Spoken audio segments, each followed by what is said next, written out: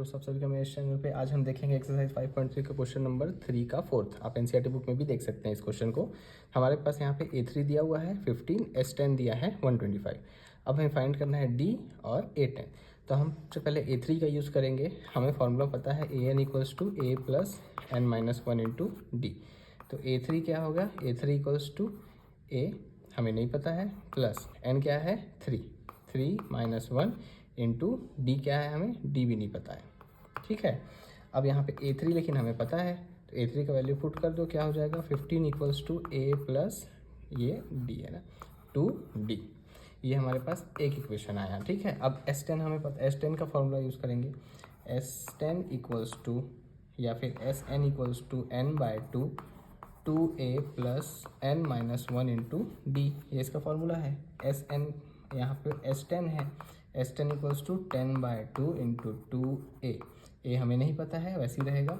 N क्या है हमारे पास यहाँ पे 10 माइनस 1, तो यहाँ पे 9D, 10 माइनस 1 9D। ठीक है, 2 1 ज़ा 2 5 ज़ा, S10 हमें पता है 125, यहाँ पुट कर दो 125 इक्वल्स टू इधर क्या है 5 बचा, 5 इंटू 2A प्लस 9D। ठीक है, 5 इधर मल्टीप्लिकेशन में है, इधर भेज दो डिवीजन में आ जाएगा। 125/5 equals to 2A plus 9D। 5 1 ज़ा 5 2 ज़ा 10, 5 5 ज़ा 25। तो यहाँ पे आया 2A plus 9D equals to 25। ठीक है, ये हो गया हमारा सेकेंड इक्वेशन। इस इक्वेशन को आप याद रखिए, 15 equals to A plus 2D और 2A plus 9D equals to 25। इन दोनों को हमें सब्ट्रैक्ट करना है, मैं इसे रब कर रहा हूँ। 2A plus 9D equals to 25, 2A plus 9D equals to 25, और क्या था 15 equals to A plus 2D।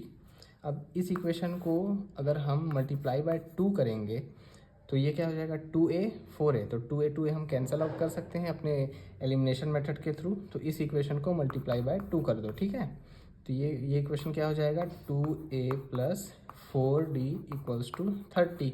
इससे सब्ट्रैक्ट करना है तो नीचे लिखो 2A plus 9D equals to 25। ठीक है, अब इसे माइनस कर दो, minus minus minus, 2A cut गया, 4D minus 9D minus 5D।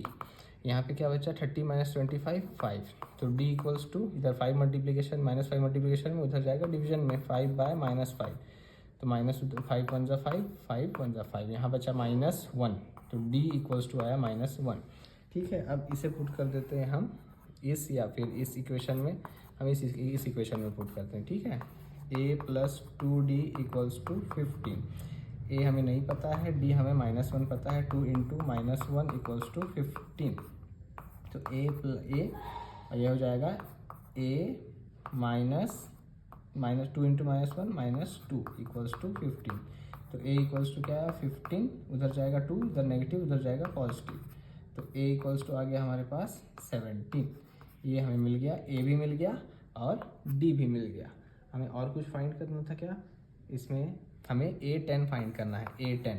तो A हमें मिल गया 17 और D -1, हमें A10 फाइंड करते हैं। ठीक है, तो A10 equals to A plus 9D, यही होगा क्योंकि 10 माइनस 1 होता है तो 9, N माइनस 1, तो 10 माइनस 1। A हमें मिला था 17 प्लस 9 इंटू डी है हमारे पास -1।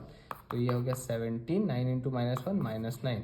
तो A10 हमारा क्या आएगा, A10 इक्वल्स टू 17 माइनस 9 हो जाएगा 8। तो ये हो गया हमारा answer. Thank you so much for watching.